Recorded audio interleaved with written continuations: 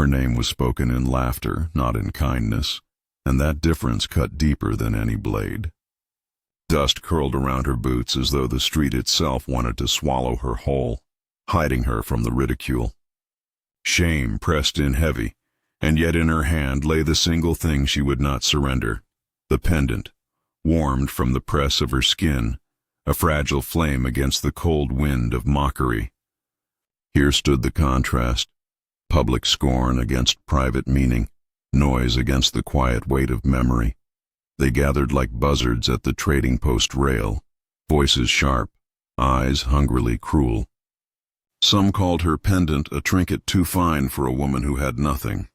Others muttered that it had been stolen, that it was a mockery of class to wear what she didn't deserve.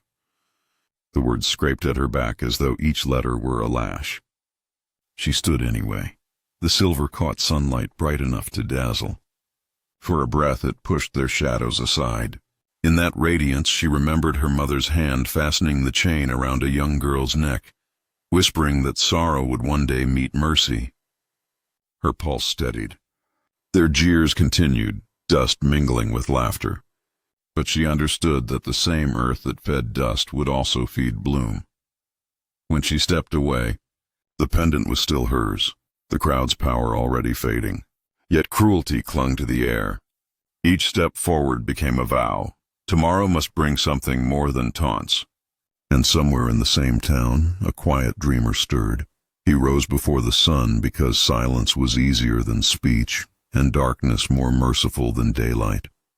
The corrals stretched in shadowed lines, posts and rails leaning like old soldiers, and in the half-light he found comfort, the kind born not of joy but of necessity. Here, before the town awoke, the world carried no judgment. Only the creak of leather straps, the muffled snort of a horse shaking off sleep, and the slow inhale of a man who had once marched under banners now burned. The contrast defined him, the clamor of war forever echoing in his bones against the muted rhythm of dawn chores. He had been a younger man with straight posture and quick laughter when the bullet tore through muscle and dream alike.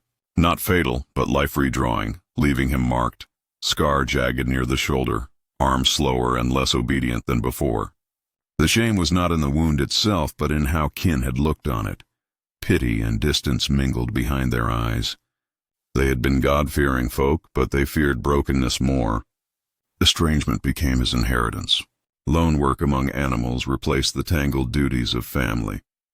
Yet each night before dawn's gray edge appeared, a dream came. He walked across a plain golden grass, the horizon radiant. At its center a woman stood, unnamed yet known. Around her neck glowed a pendant, oval stone cradled in silver, shining like the birth of morning. She did not touch him, did not even speak, but her gaze held recognition, steady as if already promised. And always he woke before reaching her. Morning after morning he kept that secret, folded inward like a letter never sent. To speak of such visions felt foolish. Dreams were for fools, and faith had often been twisted at his expense. So he swallowed the longing, convincing himself he needed nothing more than tending horses, mending broken fences, living quiet as dust that clung but did not shine. Silence became armor, but also prison. Meanwhile, elsewhere in the town, another figure carried her own exile. Her hands shaped small crafts, scraps of ribbon into bookmarks, cloth dyed with berries, small stitches carefully wrought. She bartered these with the determination of one who had little left but spirit. The scandal that trailed her like a shadow was not of her making, yet gossip cared little for truth. Widowhood whispered too young, whispers of impropriety, whispers of poverty, all sharper than knives. Still, she stitched dignity into each seam, pressing beauty where others saw waste. Their paths neared without collision, like two rivers running close but not touching. He lingered with horses at sunrise, convincing himself that labor's rhythm was enough. She lingered by the market stalls, measuring each coin, determined to keep body and memory intact. He bent beneath the weight of shame carried from battles no one praised. She bent beneath suspicion's gaze, a burden she never chose. Dust swirled between them, the same dust of the dry frontier streets. But dust also carried light, grains glimmering when the sun struck just right. Neither knew that the pendant she held so dearly was more than heritage. It was an answer to a dream he thought too fragile to ever breathe aloud. He pulled ropes against posts, pretending the ache in his shoulder was natural. She threaded needles even when her eyes blurred from fatigue. Two strangers pacing different orbits, both marked by loneliness but unwilling to bow entirely. He listened to silence. She listened to rumors. If she thought herself diminished, he thought himself invisible. If she carried hope, he carried only waiting. Yet in the distance, sunrise touched everything equally. The same dawn that burned on his horizon appeared on hers, and the same air filled their lungs. Past wounds pressed them backward, but a bridge unknowingly shimmered ahead, the pendant itself. Dream and reality poised to meet. The heat did not simply scorch. It pressed down, a cruel hand flattening breath itself. By noon the street shimmered, air quivering as if even oxygen wished to flee this place. She had endured the sneers once again, men leaning idly at the mercantile porch, women whispering into gloved hands. Each word was an uninvited flame. Pride made her stand straighter than she felt, but beneath the bodice her pulse faltered. The pendant against her collarbone grew hot as ember, searing yet anchoring. Minutes later her knees trembled, vision swimming gray. No one rushed to help. Folks passed by with eyes sharp enough to cut yet cold enough to leave her fallen. That was cruelty's truest face. Not only jeers but the deliberate looking away, as though pity might waste their time. The dust thickened, the sun mocked, and she knew her body could not fight much longer. Then came motion, but not thunderous, not boastful. A quiet step, deliberate, respectful. The ranch hand had been loading feed sacks near the corral rail, his shirt darkened with sweat, hands roughened by labor. He noticed her sway, the pendant glinting like sudden lightning on her chest. Still, he did not gawk. Without a word, he retrieved his tin cup, dipped it into the bucket kept shaded by the barn wall, and walked toward her. He did not offer pity, and he certainly did not claim her arm as if she were prey to be guided. Instead, he stood beside her shadow, extended the cup, and let her decide. An oasis in metal. She blinked, lips dry, then accepted. That first swallow cracked the husk of despair. The water was tin-flavored, lukewarm, but it was mercy all the same. When she lowered the vessel, he simply nodded toward a spare bench resting under the stable's eave. "It's cooler there," he said softly, tone neutral, no expectation tied to syllables. His voice was gravel yet gentle, the kind of sound horses trusted. She walked there under her own power, pendant flashing with every step, settling upon the bench as if claiming a throne of shade. He left her space, leaning against the post. Arms relaxed, though his watchful eye lingered to assure she would not faint again. The contrast could not have been clearer. The town's derision still whispered around her, but here, by timber and trough, kindness was tangible. Cruelty had sought to shrink her. A cup of water instead restored her stature. She touched the pendant, feeling its warmth and ease, not realizing sunlight had mirrored the very dream already rooted in his soul. For him, the ornament registered only as glimmer, not yet revelation. She breathed deeper. Her voice steadied enough to murmur, "Thank you." 2 words, but touched with dignity. He inclined his head, as though mercy ought never to need praise. Horses shifted nearby, hooves shuffling in dust, restless but calm beneath his presence. Silence blanketed them, peaceful rather than punishing. The water's aftertaste lingered, metallic yet refreshing, reminding her that survival sometimes comes not from grand rescue but from a simple offering shared without demand. That truth lodged in memory, the beginning of an unseen pact. The pendant twinkled once more as sunlight broke through drifting clouds, carrying with it an omen deemed ordinary by most. For her it was a relief. For him it was merely a moment. But for the story it was the hinge on which futures might change. The days that followed were strung together like beads on a wire, ordinary to the eye, but weighty with change. What began with a cup of water grew roots deeper than either dared name. She no longer avoided the corrals. Instead, she lingered by fences splintering under years of weather, her hands willing where others dismissed her as fragile. He watched first in silence, uncertain whether this willingness would last. When she lifted a hammer awkwardly, he could have laughed. Yet laughter would have been cruelty, and cruelty he despised. So he steadied the post, spoke plain words without scorn, and guided her grip. The first strike rang uneven, jarring bone. The next steadied. Sweat gathered along her brow, dust clung to the hem of her skirt, and with each blow came proof. Helplessness could be replaced by competence if someone was simply allowed to try. Horses became her next classroom. Injured hooves, swollen joints, cuts hidden beneath shaggy hair. He showed her the patience required to mend, not just muscle, but trust. She brought herbs her mother had once spoken of, comfrey poultice, calendula balm. He had never thought soft green leaves could rival bandages, but a gelding once lame soon stepped more easily under her quiet touch. Her knowledge surprised him. Her gentleness steadied him. Kindness was not weakness here. It was craft. One evening he led a mare into open grassland and held the bridle toward her. "She'll follow if you stand firm," he said. Her fingers trembled only slightly as she took the leather. When the mare tossed her head in testing refusal, the woman did not shrink. She remembered the laughter on the street, that shuddering sting, and something in her spine straightened. She stepped closer, whispered calm, and the animal yielded. The contrast sang clear, isolation giving way to cooperation, timidity burning into command. In return for his lessons of reins and rope, she brought her craft to the evenings. Needles clicked in her hands, threads dipped in berries boiled over small flames. Blues from elderberries, reds from madder root, golden hues from onion skin. She coaxed color from what most considered scraps. He marveled at the cloth brightening beneath her fingers. "It carries the earth with it," she explained, lifting a dyed piece that shimmered like sunrise against his calloused palm.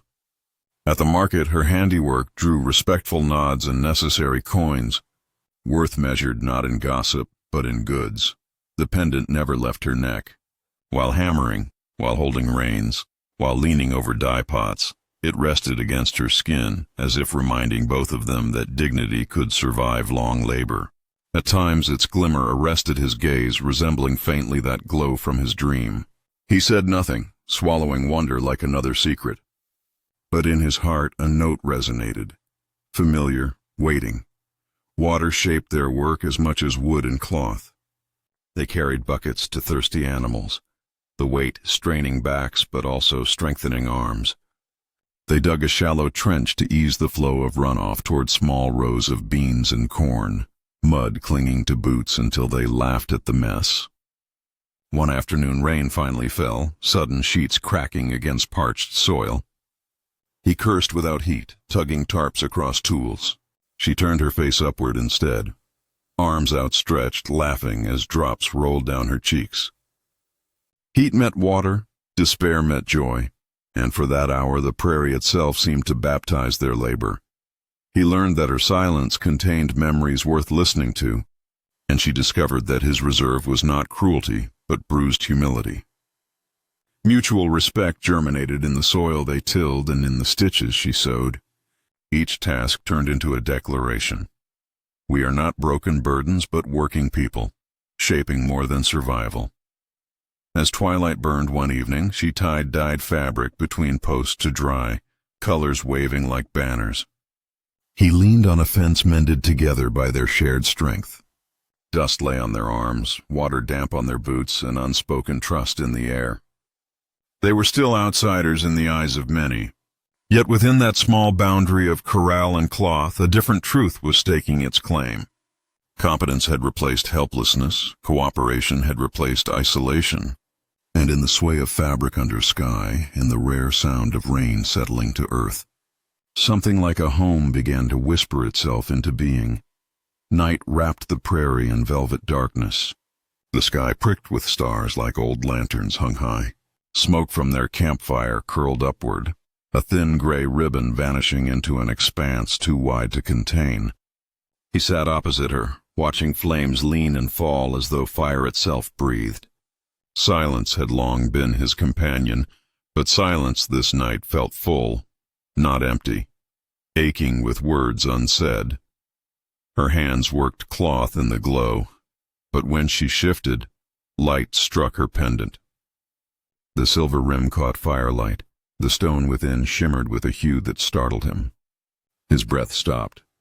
There it was, the shape etched in dream after dream, the curve of metal cradling dawnstone, the very image that had haunted his half-waking heart. He stared long enough that she lifted her eyes, questioning weaving between them. For years his secret had been caged, the unspoken vision of a woman he was never to meet. To reveal it risked mockery or worse, pity, yet the moment refused silence. Words tumbled like stones from a crack at last widened. "I've seen that before," he said, voice rough.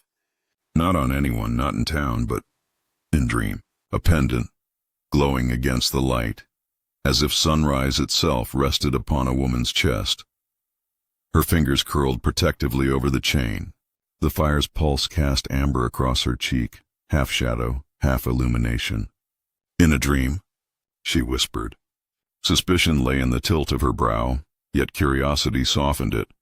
He nodded, eyes dropping to calloused palms. "I never told a soul. Too foolish, I thought. A soldier dreaming of beauty when all around him was ruined. But it stayed. Night after night, that same light." He looked to her again, courage threading through doubt. "And here it is." The air thickened. No longer empty prairie night, but a place of revelation. She answered by unclasping the chain, holding the pendant in her hand, letting it dangle where fire painted it in brilliance. "It belonged to my mother," she said quietly. "Gifted when I was a child. I've worn it not for display, but as an anchor, a weight to remind me I'm more than whispers in town." Her gaze lifted to his, steady now. "Perhaps the dream meant you were searching." The contrast lay bare. Secrecy cracked open into revelation, the past's shadow giving way to light of present honesty. He felt as though he had carried a name without sound, and here she pronounced it for him. In newfound ease, he drew the harmonica from his pocket, an artifact of lonely years. Gently he played, a tune fragile as glass, yet true. Notes rose flute-like into the night, carrying where words faltered. She listened, pendant warm against her palm, before clasping it once more around her neck. "Your secret no longer belongs to silence," she told him, smiling uncertainly, tenderly. "Share it when you wish. With me, at least." The fire cracked, stars moved onward, the prairie held its breath. He realized naming a vision aloud did not weaken it. Instead, it gave flesh to longing. In flame and song, dream and pendant intertwined, two threads once separate now bound. At first the whispers were thin, like breeze slipping beneath a door, present yet ignorable. But frontier towns thrived on rumor the way prairie fires thrived on dry grass, and soon what began as mutterings grew into a storm. The same silence in which he had once found refuge now carried syllables sharp as thorns, tossed through the air without care for truth. They accused her of ensnaring him, of parading that pendant as proof of strange powers. Some called it an ill omen, others a token of sorcery. A few swore it gleamed at night when no fire was near, and that such light was unnatural, a danger to God-fearing folk. Horses stamping in corrals could not drown their voices, nor could evening winds scatter the poison entirely. Trust, once tentative between two souls, now bent under suspicion, hurled from many. Shop doors closed sooner when she approached. Neighbors hesitated before speaking to him, their eyes no longer meeting him directly. Ranch hands whispered when he walked past, hands tightening rope as though he were a criminal instead of a comrade. Worse still, distant kin arrived, cousins who carried the smolder of old grudges. They declared his labor wasted, his honor compromised. "She brings shame," one said on the livery porch. "And that trinket at her throat, best rid of it before it ruins you too." The words were loud enough for her to hear, insults disguised as counsel. She stood straight even as color drained from her face, pendant resting heavily as armor she could not cast off. At night, when wind rattled shutters, he found her seated by candlelight, sewing with hands that trembled slightly. "Let them talk," she said, needles glinting. "Every stitch I make is truer than their lies." He admired her courage, yet he feared what hatred could summon if left unchallenged. The wind became their constant companion, whistling through broken planks, rushing over grassland, carrying both sweetness and threat. With it came the clear contrast, intimacy within their shared circle against intrusion clawing in from outside. They traded stories by the fire, finding solace, even laughing between themselves. Yet each morning the sound of voices rode the wind again, pulling their private tenderness into the public arena. One market day, a woman snatched at the pendant, insisting she would examine the cursed jewel. Quick as her reach was, the heroine's hand clamped firm over the chain, eyes meeting the insult with steel. "This was my mother's," she said evenly. "Your touch is not welcomed." Gasps fluttered through the crowd, gusts of wind tangling hair and skirts. He stepped forward then, not seizing control but standing beside her. His presence spoke what words need not. She was not alone. Still, the assault of rumor struck relentlessly. Children mocked when they passed. Elders leaned together to whisper. They could close their door against intruders but could not close the air itself. Gossip drifted on every gust, a specter too slippery to fight directly. His scar burned hotter under such scrutiny. Her history bled raw again. Yet within that storm, determination rose like a rooted tree, swaying but unbroken. One evening, as twilight stretched long shadows, the two stood by a creaking gate, sky bruised with the promise of rain. The wind swirled dust into their clothes, tugging hair across faces. He reached to steal her cloak, and in the wind's roar said, "Whatever they call this, curse or folly, let them. The truth is our own to keep." Her answer was simple yet strong. "Then we will keep it." Pendant gleamed briefly in fading light, a beacon neither ill omen nor sorcery, but remembrance and bond. Though suspicion howled louder with every day, though relatives threatened and neighbors withdrew, they stood anchored within one another. The bond that kindness had woven was no longer a fragile thread. It was rope drawn against the wind, holding fast as storm clouds thickened, testing whether love could weather intrusion and emerge enduring. The meeting hall was heavy with heat and suspicion, the kind of closeness that makes breathing itself feel dangerous. Timber walls trapped the smell of dust, sweat, and kerosene lamps, a mingling thick enough to choke. As benches creaked and whispers brushed like moth wings, she felt every stare find her throat, their expectation not of fairness, but of spectacle. The storm of rumor had built to this gathering, a theater where judgment disguised itself as civic duty. Darkness seemed alive here, fed by mistrust. She stood near the back, fingers curling tightly around the base of a lantern she had brought in from the porch. Its flame flickered steady, soft but insistent. Between the crush of voices calling her name with contempt, the lantern's glow was her anchor. Across the hall, the ranch hand sat with jaw clenched, scar drawn tight in tension. He had been silent most of his life in this town, but tonight silence itself trembled under strain. The accusations came fast. One man rose, pointing, voice cracking with zeal. "That pendant draws calamity. Crops fail, tempers rise. Ever since she arrived, nothing but misfortune." Murmurs of agreement swirled, fanning embers of fear.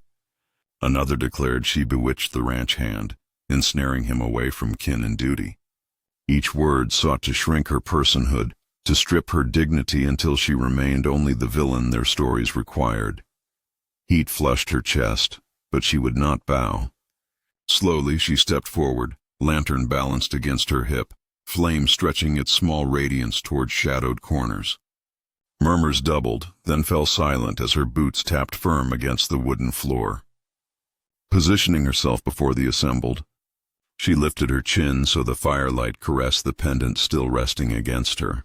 "This," she began, voice steady though her pulse raced, "is no curse, no spell. It is my mother's gift, carried to remind me that endurance outlasts cruelty."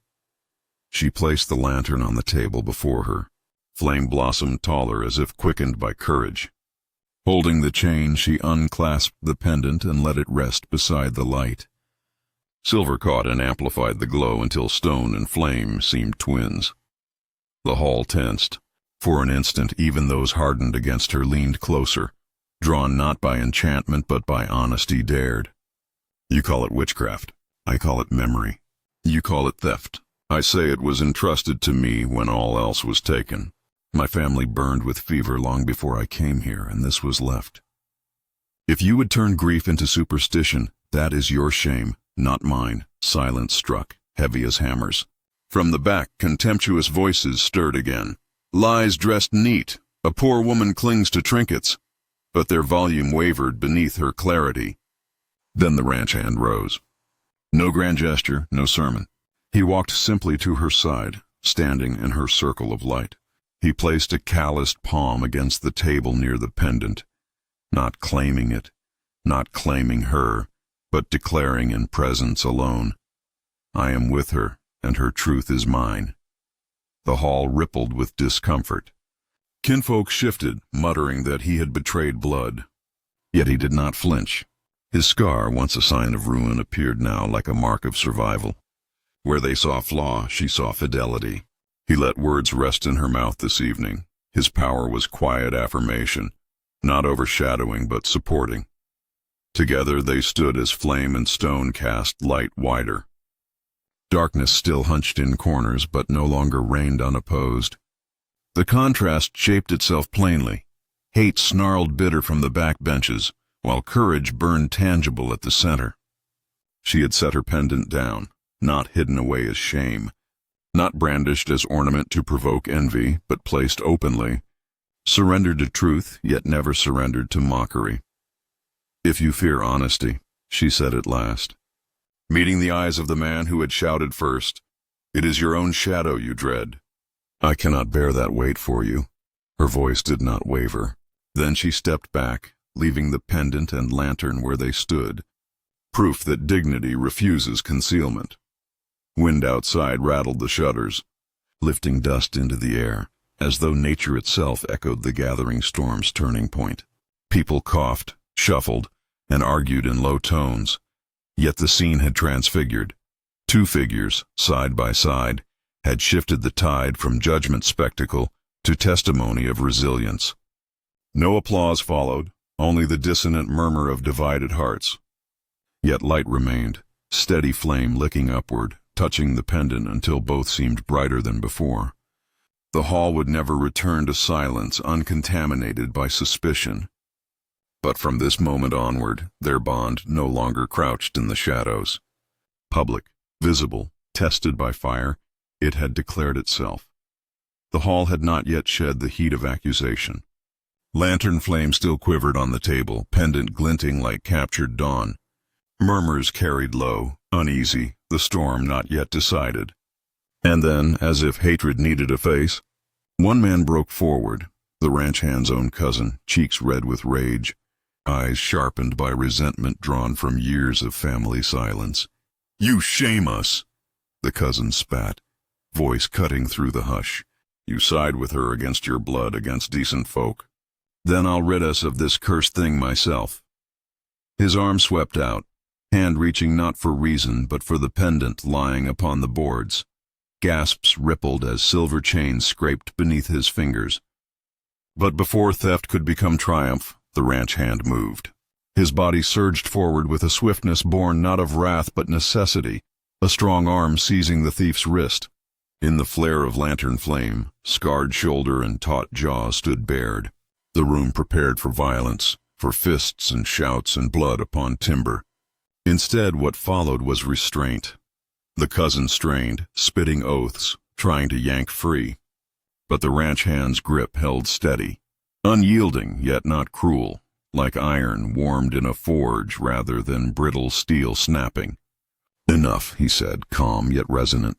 Not a shout, but a bell struck true. "This ends here." The cousin's fury sought ignition, but no spark could catch. The hero did not clinch harder than necessary, did not answer insult with insult. He held, controlled, and after long heartbeats, wrested the pendant free only to place it back upon the table beside the lantern. His scar burned, breath thick, yet mercy governed each gesture. He would not destroy family to prove himself right. He would not let hatred dictate his strength. The contrast was stark. Vengeance versus restraint, firestorm yearning to consume, and hearth flame contained, steady, useful. Around them, townsfolk leaned forward, witnessing spectacle turned lesson. Harsh whispers faltered in the face of dignity unshaken. The heroine, standing close, lifted the pendant with quiet hands, fastening it once more around her neck. Her eyes, luminous in the firelight, met his with recognition that words could not hold. He had defended her, yes, but more importantly, he had chosen a path that denied destruction. He showed them all that defense without cruelty was possible, and therefore honorable. The cousin jerked once more, but the futility of rage exposed itself. Town elders pulled him back, muttering disapproval now as much toward him as toward her. The crowd that had been so quick to judge found themselves silenced, not converted entirely but unsettled, forced to reckon with what they had seen. The lantern's flame flickered lower, fuel nearly spent. Shadows leaned close, and soon smoke curled as wick collapsed into hiss. Darkness swelled, yet in the hush remained a different illumination. No longer the fragile light of kerosene, but the enduring glow of bond made visible.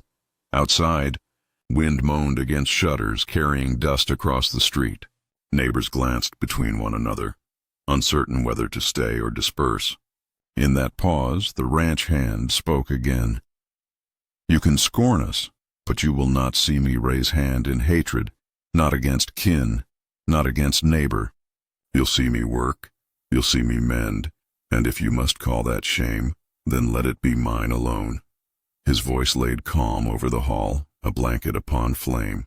The cousin slumped, breath ragged, defeated not by blow but by refusal to ignite further. Violence denied fuel cannot burn. The lesson smoldered in every stunned gaze. When finally they stepped outside into the cool night, stars stretched wide, unjudging. The heroine touched her pendant, silver now warmed by her skin. "Mercy is harder than fury," she whispered, more to herself than to him. Yet he heard, and his answer was small but sure, and stronger. Behind them, the lantern remained extinguished upon the table, smoke thinning into rafters. But beside them pulsed a different fire, not consuming, not destructive, but steady like ember in a hearth, promising warmth enough for whatever storms might come. Spring thaw loosened the frozen grip of earth, and water sang its way across stones, silver in the morning sun. They had walked far from the town where whispers once clung like burrs, and arrived at a bend in the river wide enough to hold possibility. Land lay open there, untended but not empty, fringed with cottonwood trees that bent into the current as if listening. Once humiliation had been their soil. Now they stood upon ground unclaimed by scorn, prepared to write their own inheritance. He marked fence lines with measured steps, scarred shoulders still aching but guided by steady rhythm. She unpacked bundles of cloth, dyed with the colors of her memory, rope of tools, a jar of seed. The air carried damp freshness, promise in every breath. "Here," she murmured, kneeling by the bank. Her hand pressed into mud dark and alive. "This land is not barren, it answers." The river flowed with continuity that comforted them both. Yesterday's pain carried away, tomorrow's hope delivered shore to shore. It became more than water. It was a living archive. Each curve told stories of flood, of drought, of persistence, and in that voice they heard their own. Neighbors, too, shaped this beginning, not townfolk who had once judged, but families of indigenous heritage whose camps stood a respectful distance downstream. They did not treat them as curiosities nor saviors. Instead, they exchanged in honesty, her dyed cloth for their baskets woven of willow, his labor mending harness for food dried carefully against season's lean. Around shared fires they spoke with patience, words weighed to avoid presumption, laughter rising easier as trust grew. Mutuality, not conquest, defined this trade, leaving dignity unbroken. Together, man and woman built more than shelter. They built rhythm. He raised walls from timber. She stitched coverings that caught and held color against gray weather. On evenings when fatigue threatened to steal them, he lifted harmonica to lips, notes searching, cautious. She answered with a humming, sometimes line of old lullaby, sometimes laughter spilling unguarded. The house warmed not by music's perfection, but by courage to make sound. The pendant remained near her heart, no longer a chain of shame, but of memory honored. Some days sunlight struck it bright, bending reflections across the rough wood of their table. He would pause then, remembering the first dream, realizing that the glow he had once chased as a phantom was now a daily presence. The future had arrived quietly, without proclamation. Rain fell in summer, heavy yet kind, swelling the river. They carried buckets to sapling rows until trees drank deep. When storms rumbled and lightning fractured the sky, they watched safely from their porch, marveling at rain's wild grace. Water fed their fields, their animals, their souls. Contrast was plain. The dust streets of scorn had sought to bury them. Here, the river carried life forward. Nostalgia of barren land faded into fertility chosen and earned. Seasons unfurled. Autumn harvest filled baskets woven in exchange and draped them with dyed cloth flashing crimson and gold. Winter came, and fire within hearth glowed, stronger for having been restrained once against hatred. No voice called her cursed, no kin called him broken. In the hush broken only by wind and distant coyote song, they found peace measured not in silence, but in contented belonging. He would look upon their land and think, "This is not exile, this is home." She would press palm to pendant and think, "Memory has grown into legacy." And the river ran on, acknowledging neither gossip of town nor wounds of old battles, carrying instead the evidence of resilience, water rippling, constant, enduring. One evening, as sunset spilled copper into the current, she turned toward him. "They wanted us small," she said softly. He smiled, slipping a scarred hand over hers. "And yet the river makes everything larger." Their laughter mingled with water's rush. A harmony of work and love, sorrow and survival transformed. Thus their days filled, not with triumph sung on stages, but with truth steady beneath stars. The river flowed, pendant gleamed, dreams once unspoken found a voice at last. Barren ground had yielded to chosen life. Silence had yielded to music, and love, unshamed, unhidden, became the legacy carved wider than either had dared imagine. Stories of the frontier often dwell on the clash of tempests, yet what endures are not the storms, but the choices born within them. Love freely chosen, shaped not by pity or possession but by mutual respect, can outlast both cruelty and fear. A pendant once mocked as curse became a beacon. A scar once despised became a witness of strength. Silence once heavy as chains turned into the harmony of song. These symbols remind us that the heart, though battered, may rise as testimony, outliving the whispers, carrying forward a legacy greater than shame. If this tale has spoken to your own longings, for dignity restored, for endurance honored, for tenderness proven stronger than scorn, then let its current run with you.